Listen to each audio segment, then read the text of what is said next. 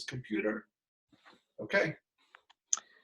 Hi, Dr. Raghu. Thank you so much for joining us tonight.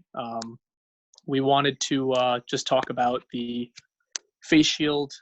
We sent you over a prototype, and we wanted to go through kind of the history behind it, even though it's very short history, and just the experience you've had with it and kind of how it came to be. So to start off, this was a concept or an idea that we initially had, and we were looking to print a generic kind of face shield that we could deliver to some of the medical professionals around New York State predominantly, and help in the shortage during the coronavirus of personal protective equipment. And so I initially reached out to you, Dr. Raghu, Yes. and you had told me that you had a doctor who had an idea. I did have a doctor. She had an idea. She's very big on cleanliness, and she's afraid of this coronavirus. So she happened to send me a picture of a face shield that she kind of designed on paper. And her ideas were to make it a larger shield in the front, covering close to the ears, to keep respiratory droplets away from the physician and the nurses and the other staff. It just so happened that you sent me a text message. Do you know any doctors that could use these face shields? So I put you two together to design a better face shield. And I understand your initial prototype had a couple of modifications that needed to be done. So that physician helped you with that. And then what we needed to do was we have to get this out to some offices, some physicians to use it. Right now, what's happening, there is a shortage of PPE, personal protective equipment, face shields, masks. You have physicians in their office taking care of patients, and they don't have masks because of the shortage. So we need to protect the staff somehow. So you came up with the idea of producing these shields, and it would help my office dramatically. My staff will feel better when the patient comes in. And there are other physicians in the medical neighborhood of Long Island that we can certainly get these shields to, and they would appreciate it. I can help with that. So we understand, thank you for that insight. We understand that there is quite a bit of support maybe for some of these bigger hospitals. And obviously we want to help out as many people as possible, get as many units of these out to the public as possible. But one thing that you had said to me was that a lot of the hospitals will get their first dibs on this, and some of the smaller practices or private practices will not get as preferential of treatment, or they won't get the masks as quickly, right, as many for themselves. So we wanted to focus primarily, or in the first place, to get some of those masks to the smaller practices. We understand that you have a pediatric clinically integrated network. Mm-hmm. Oh. And we wanted to help you keep those the employees and the doctors that you work with safe. We wanted to help you be able to stay open and give everyone a little sense of comfort with a purpose-built product that was designed by the physician or by the doctors for the doctors, so that this would be a useful product for you guys, and it would help you, like you like to say, help the kids, and keep these practices open and running, trying to keep them business as usual. If we keep the practices open, we can see the milder cases, and this will reduce the load on the emergency rooms that have to deal with the serious cases of coronavirus.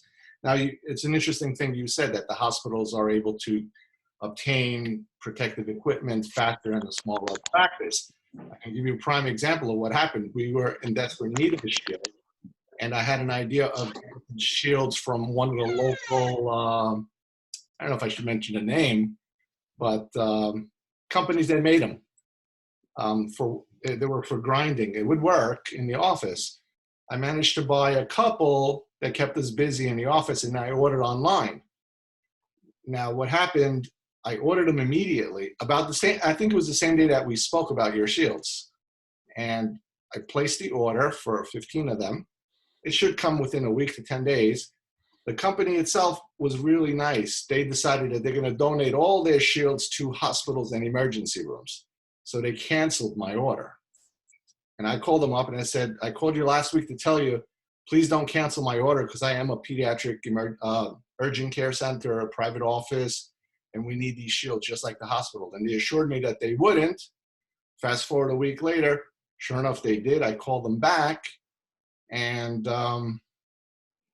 they said there's nothing we can do. The CEO decided that they're going to donate all the shields, which was a very nice thing on their behalf, but they canceled my order, so I couldn't get my shield. So I'm stuck with the 2 that I found at the bottom of the shelf. So now you're going to come to the rescue with some shields for us. Hopefully it'll keep us safe. That's awesome. That is just awesome to hear. Yeah.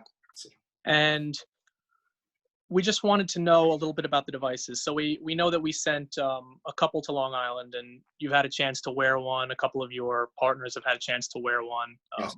We just wanted to know what you think of them.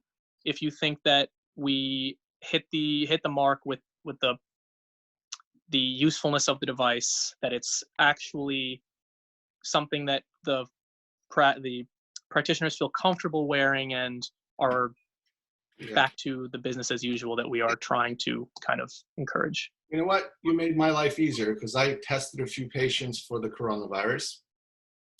I had the shield on. I had the 95 mask on, the surgical mask on top of it, goggles, glasses, and the face shield, gloves, and gowns. So I'm protected now. Now I can go and do the procedure where I would take the nasal swab for the specimen. The patients cough when you do this. So I was pretty confident that I'm gonna be okay. If I didn't have the shield, I'd have to like quickly go and run away. You know, I'd have the mask, but you know, maybe to get through the corner of the eye. So I needed that extra protection. So you made my life a little bit better. Oh, that's awesome to hear. Yeah. And yeah, we just want to thank you again so much for this testimonial. We hope that you can continue to keep treating patients and try and flatten this curve and get the results out that we need so that we can go back to a non-quarantined life and live the life that we are the free life that we like to live, and you get back to college graduates. You did a great job. You were able to get me a shield that I could use in my office faster than that big company could deliver, which they never delivered afterwards anyway. And it's, you know, I should say their name, but I won't. You know, at least I can go to work and not be afraid to go to work because there are a lot of sick patients in the hospital. And the children probably carry it. It's probably around, but it'll affect people that are older. And you know what? I don't want to be one of those physicians on a ventilator because I didn't have adequate protection.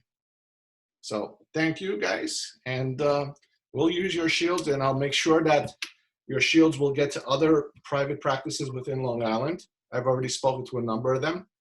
They were happy when we did a, you know, that Facebook donation request on the community moms groups, and somebody stepped up with 100 shields, and I hand delivered them to the different practices that basically had none, 0. So they were able to stay open another week. Now, if we throw a shield on top of those face masks, they'll be more secure. And you'll be doing a good thing. You'll be doing a good thing. All right. So awesome. I wish you guys luck. I look forward to more shields. I'll get them to where it has to go. I promise. Awesome. Med Dimensions, thanks you so much. All right. Have a good night, guys. Take care.